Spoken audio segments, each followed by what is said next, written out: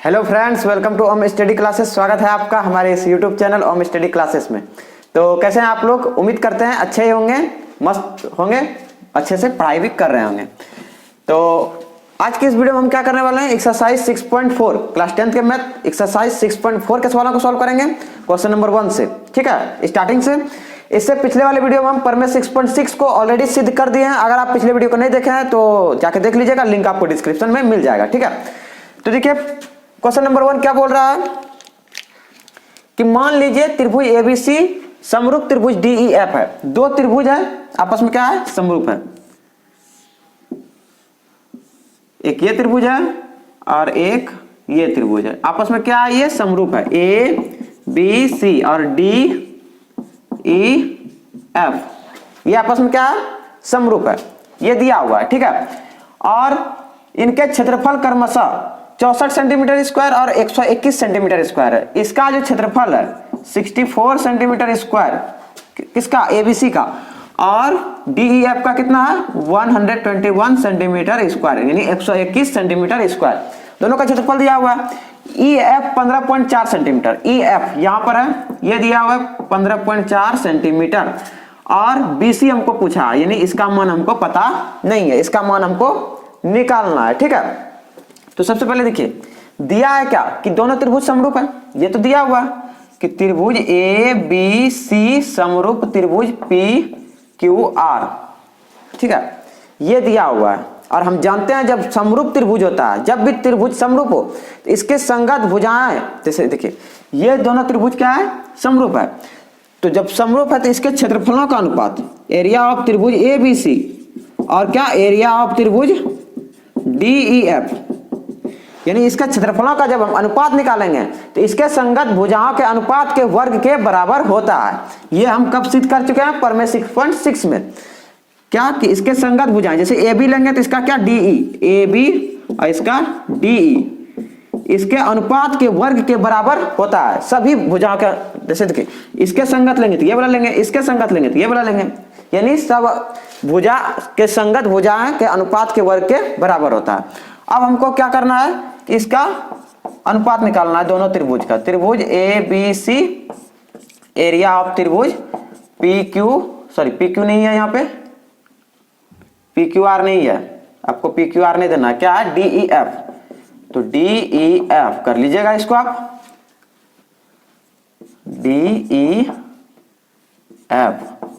ठीक है, अब क्या होता है कि क्षेत्रफलों का अनुपात इसके संगत भुजाओं के अनुपात के वर्ग के बराबर होता है।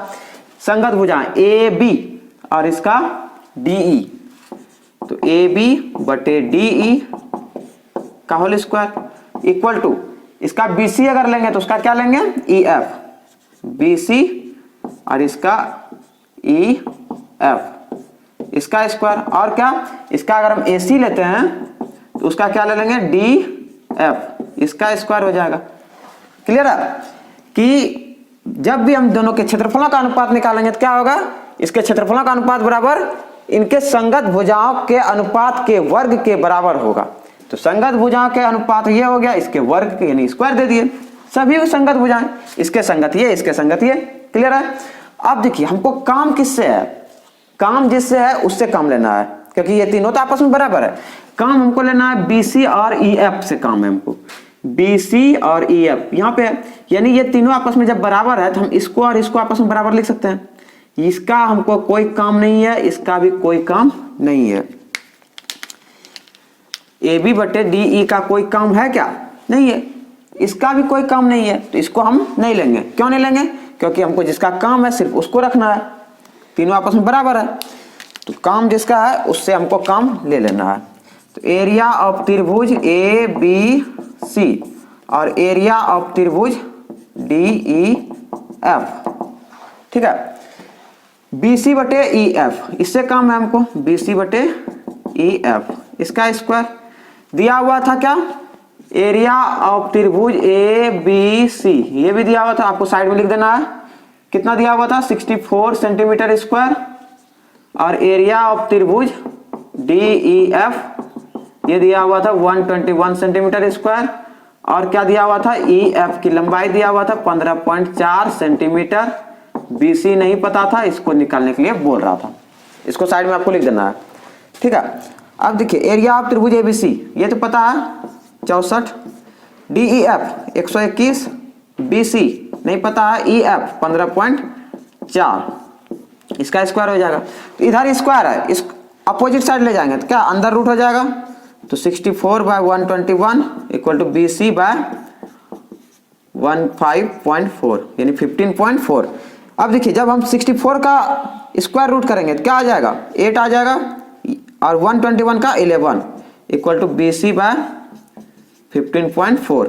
अब देखिए क्रॉस मल्टीप्लाई कर देंगे, BC इंटू 11, BC इंटू 11, और यहाँ क्या आ जाएगा 8 इंटू 15.4। तो BC बराबर निकल के आ गया क्या, 8 इंटू 15.4 और डिवाइड में 11, ये कट रहा है क्या, 11 1 जा 11 और फिर 11 4 जा 44, 1.4, तो 8 इंटू 1.4 और 14 8 जा 112 और एक अंक के बाद दशमलव, यानी 11.2 आ गया मेरा BC की लंबाई। तो BC मेरा निकल के आ गया कितना, 11.2 सेंटीमीटर। तो यही निकालने के लिए बोला था, ठीक है, कि BC क्या आने वाला है। तो BC निकल के आ गया है किसके हेल्प से, परमेय 6.6 के हेल्प से। ये है परमेय 6.6 जो कि हम सिद्ध कर दिए हैं, ठीक है। आपको इसको भी साइड में लिख देना है, किसको, कि जो जो ये चीज दिया हुआ है, ये मेरा एटम, ये एटम मेरा दिया हुआ था, इसलिए इसको भी लिखना जरूरी है, ठीक है। आगे देखते हैं next question, question number 2। Next question देखिए आप, क्वेश्चन नंबर 2 क्या बोल रहा है कि एक समलंब ABCD जिसमें AB समांतर DC है, समलंब है, एक बना लेते हैं,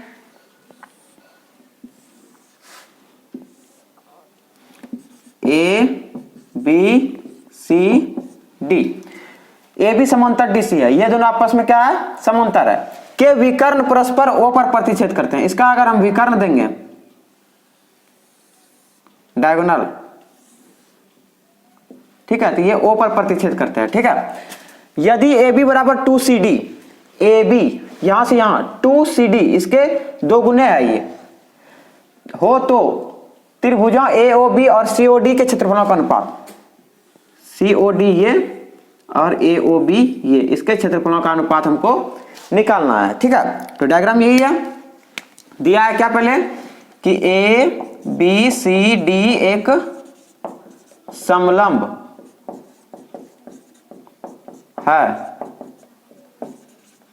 जिसके विकर्ण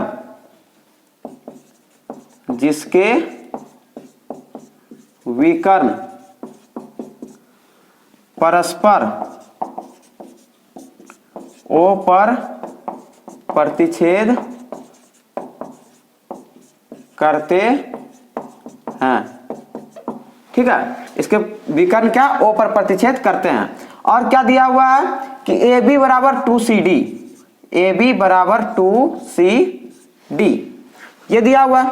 अब देखिए CD हम मल्टीप्लाई में, अगर हम CD को डिवाइड में ले लें, यहाँ इधर अपोजिट साइड ले लें, तो क्या हो जाएगा, डिवाइड में क्या बच गया 2, कुछ नहीं बचा क्या, 2 के नीचे हम 1 लगा सकते हैं। अब AB बटे CD का रेशियो क्या आ गया, 2/1, 2/1 आ गया। और क्या दिया हुआ है कि AB समांतर DC, AB समांतर DC ये दिया हुआ था, ये दोनों आपस में क्या है, समांतर है।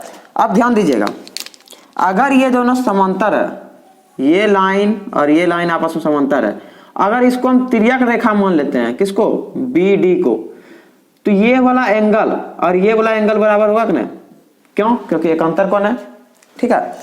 तो हम क्या लिख सकते हैं, जब ये समांतर है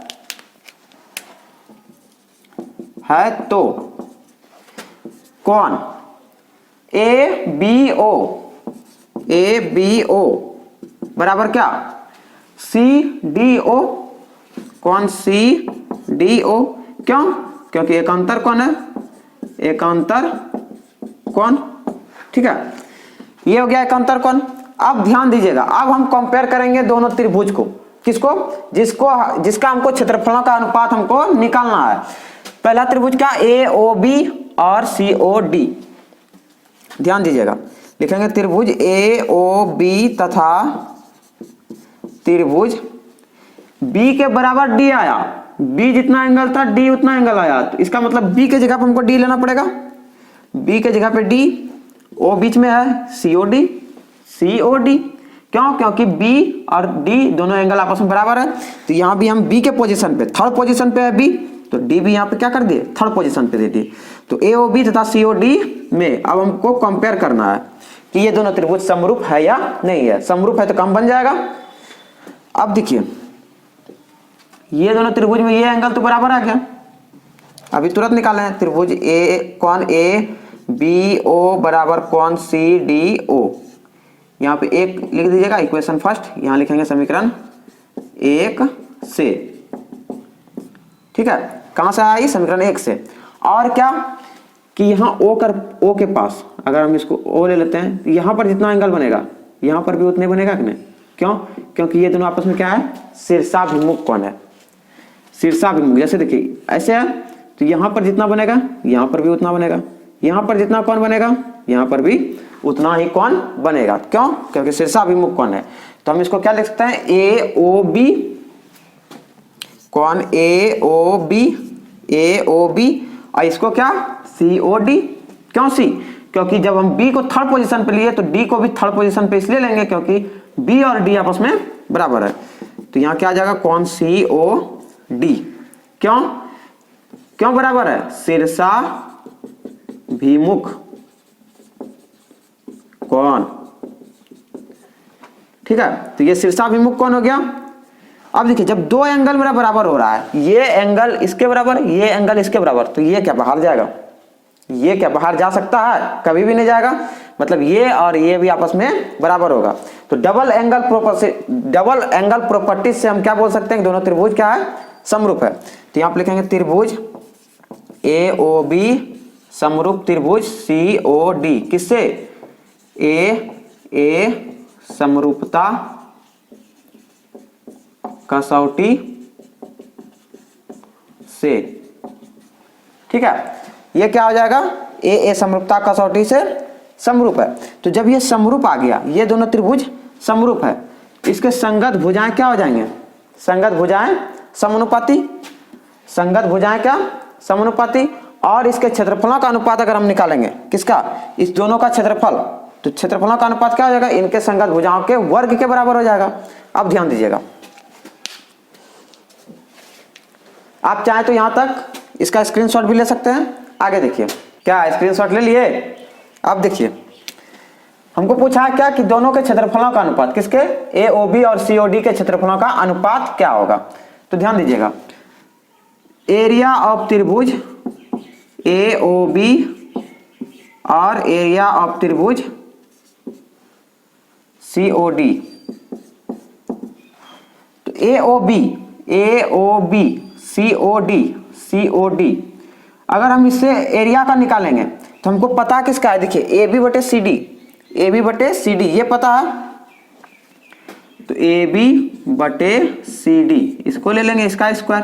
क्यों? क्योंकि ए बी और सी डी ये आपस में क्या हो जाएगा, समानुपात, एक ही अनुपात में हो जाएगा। क्यों? क्योंकि ये दोनों त्रिभुज को हम समरूप सिद्ध कर दिए हैं, ठीक है। तो एक ही अनुपात में हो गया। अगर हम इस भुजा को लेंगे, इस भुजा को लेंगे, इस भुजा के समानुपाती क्या हो जाएगा, देखिए अगर हम बी ओ को लेते हैं तो उधर क्या हो जाएगा, डी ओ इसका स्क्वायर। लेकिन हमको इसका काम नहीं है, काम इसका है सिर्फ। क्यों? क्योंकि हमको इसका मान पता है, ए बी बटे सी डी पता है। तो उधर सब कोई और बराबर रहे ना, कोई दिक्कत नहीं है, उधर हमको नहीं लेना। हमको सिर्फ जो बराबर है, जिससे हमको काम है, उसको हमको लेना है, ठीक है। तीनों आपस में बराबर होता है लेकिन तीनों से हमको काम नहीं है। अब देखिए ए बी बटे सी डी इसका तो मान पता है क्या, 2/1 इसका हो जाएगा क्या, होल स्क्वायर। अब 2/1, 2 का स्क्वायर क्या 4 और 1 का स्क्वायर 1। अब इसका जो रेशियो आ गया क्या, 4:1 का। एरिया ऑफ त्रिभुज ए ओ बी और एरिया ऑफ त्रिभुज सी ओ डी का अनुपात जो आया, अनुपात क्या निकल के आया, एरिया ऑफ त्रिभुज ए ओ बी और एरिया ऑफ त्रिभुज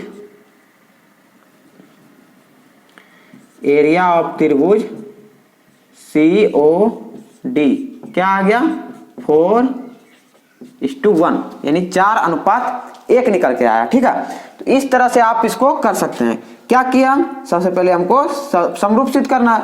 जब समरूप हो गया, तो जब समरूप हो जाता है तो इसके संगत भुजाएं के, देखिए जब समरूप हो गया तो दोनों का क्षेत्रफलों का अनुपात, दोनों त्रिभुजों के क्षेत्रफलों का अनुपात उसके संगत भुजाओं के अनुपात के वर्ग के बराबर हो जाएगा।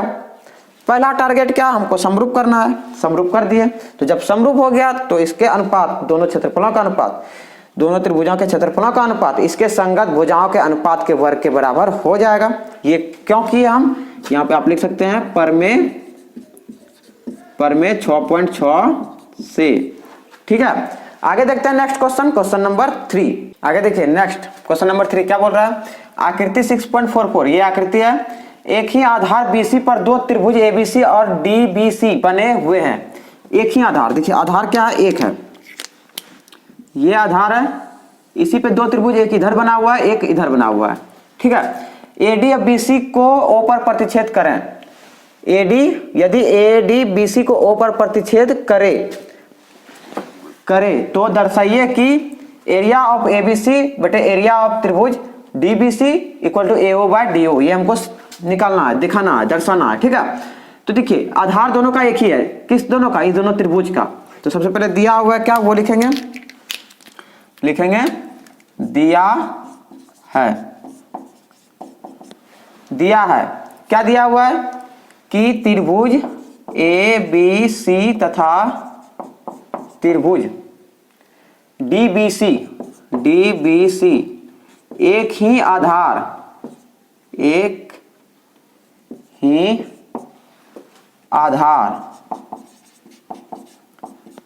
BC पर स्थित है। ठीक है, एक ही आधार BC पर स्थित है। क्या क्या, त्रिभुज ABC और त्रिभुज DBC। अब देखिए हमको क्या सिद्ध करना है, सबसे पहले लिखेंगे सिद्ध करना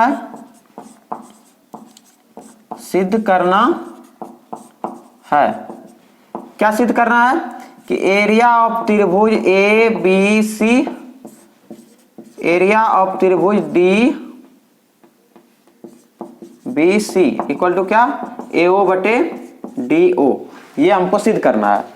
अब देखिए इसमें मॉडिफिकेशन क्या करेंगे, यहां से एक लंब डालेंगे, ठीक है, और यहां से भी एक लंब खींचेंगे। इसका नाम देते हैं हम, जैसे E दे देते हैं E, और इसका नाम F। कोई दिक्कत, तो रचना क्या किए, लिखेंगे रचना में क्या किए, AE लंब BC तथा DF लंब BC खींचे। ये भी BC पर, दोनों BC पर खींचे हैं। ठीक है, दोनों क्या किए हम, BC पर खींचे, ये भी और ये भी। ठीक है, तो जब ये लंब हम खींचे तो अब ये दो त्रिभुज बना, ध्यान दीजिएगा कौन दो त्रिभुज, एक यहां से त्रिभुज, ये छोटा त्रिभुज, और एक ये त्रिभुज। अब इस दोनों त्रिभुज को हमको कंपेयर करना है, क्या यह समरूप है या नहीं है। तो क्या लिखेंगे, देखिएगा आगे प्रमाण में, अब लिखेंगे प्रमाण, त्रिभुज AOE तथा त्रिभुज AOE हो गया DOF में। ठीक है, AEO कौन, AEO बराबर कौन, क्या, DFO क्यों बराबर होगा, 90 डिग्री है, लंब है। ठीक है, ये बराबर हो गया, और ये एंगल और ये एंगल भी तो आपस में बराबर होगा, क्यों, क्योंकि शीर्षाभिमुख कौन है। तो लिखेंगे angle AOE equal to angle DOF क्यों, शीर्षाभिमुख कोण। ठीक है, तो ये भी आपस में बराबर, तो जब ये एंगल और ये एंगल बराबर है, ये एंगल बराबर है, तो इसका मतलब ये दोनों त्रिभुज, कौन दो त्रिभुज, AOE और DOF आपस में क्या है, समरूप है। तो लिखेंगे त्रिभुज AOE समरूप त्रिभुज DOF किससे? ए समरूपता कसौटी से। ठीक है, तो जब ये समरूप आ गया, दोनों त्रिभुज हम समरूप क्लियर कर दिए, सिद्ध कर दिए। तो सिद्ध कर दिए जब दोनों त्रिभुज समरूप है तो इसके संगत भुजाएं समान अनुपात में हो जाएगा। संगत भुजाएं मतलब जैसे ये है, ये हो जाएगा, इसके समानुपाती ये हो जाएगा, इसके अनुपात में ये हो जाएगा। ठीक है, अगर हम इसका AO लेंगे, ध्यान दीजिएगा AO, तो इसका क्या AO बटे DO इक्वल टू क्या? अगर हम इसका OE लेते हैं, OE, तो इसका क्या ले लेंगे? OF और क्या इसका AE लेते हैं, तो इसका क्या हो जाएगा? DF, ये हो जाएगा। DF होगा कि नहीं होगा? अब ध्यान दीजिएगा, अब क्या करना है, अब क्या करेंगे, दोनों त्रिभुज का क्षेत्रफल निकालेंगे, क्योंकि वही बोल रहा है कि दोनों त्रिभुजों के क्षेत्रफलों का अनुपात AO बटे DO लाना है। तो इसका अनुपात यानी इसका क्षेत्रफल भी हमको निकालना पड़ेगा। किसका? इस दोनों त्रिभुज का। तो सबसे पहले एरिया ऑफ त्रिभुज ABC निकालेंगे। ABC क्या हो जाएगा? हाफ इंटू इसका आधार ABC का आधार BC और इसका ऊंचाई बीच, जहां लंब है वहां से जो खड़ा है, ठीक है, लंब जहां है, तो यहां पे लंब डाले हैं AE। आपको AO ऊंचाई नहीं डालना है, क्यों? क्योंकि ये ऊंचाई नहीं है, ऊंचाई कहां? जहां से लंब हो, जहां से 90 डिग्री एकदम गया है, तो AE क्या हो जाएगा? इसका ऊंचाई। तो 1 बटा 2 गुनी आधार गुनी ऊंचाई हो गया। इसी तरह हम एरिया ऑफ त्रिभुज DBE निकाल सकते हैं, क्या? 1 बटा 2, इसका भी आधार, इस त्रिभुज का भी आधार वही BC और ऊंचाई क्या? ऊंचाई DF। ठीक है, अगर हम दोनों का अनुपात निकालेंगे तो एरिया ऑफ त्रिभुज ABC और एरिया ऑफ त्रिभुज DBC, यहां C हो जाएगा, DBC, यहां भी C। ठीक है, एरिया ऑफ त्रिभुज DBC half into BC into AE, यहां पर भी half into BC into DF। ठीक है, BC से BC कैंसिल, हाफ से हाफ कैंसिल, बच गया क्या? AE बटे DF। AE बटे DF दिखेगा, AE बटे DF AO बटे DO के भी बराबर है और OE बटे OF के भी बराबर है। लेकिन हमको इसका कम नहीं, हमको सिद्ध करना क्या है? AO बटे DO, तीनों आपस में बराबर है, तो AO बटे DO हम लिख सकते हैं। यहाँ पे यहाँ क्या हो जाएगा? AO बटे DO। तो यही तो सिद्ध करना था, लिख देंगे प्रूव्ड। आया कि नहीं? अनुपात जो हम किए, दोनों त्रिभुजों के क्षेत्रफलों का अनुपात किए, तो AO बटे DO आ गया। यही हमको सिद्ध करना था। तो आपको बस ध्यान से करना है, वीडियो को ध्यान से देखना है, वीडियो को और समझना है। आप चाहें तो इसका स्क्रीनशॉट भी ले सकते हैं। ठीक है, अब इससे आगे नेक्स्ट वीडियो में हम आगे सॉल्व करेंगे। क्वेश्चन नंबर 3 तक हो गया 4 से। ठीक है, तो मिलता है फिर अगले वीडियो में, तब तक के लिए बाय बाय, जय हिंद, थैंक यू।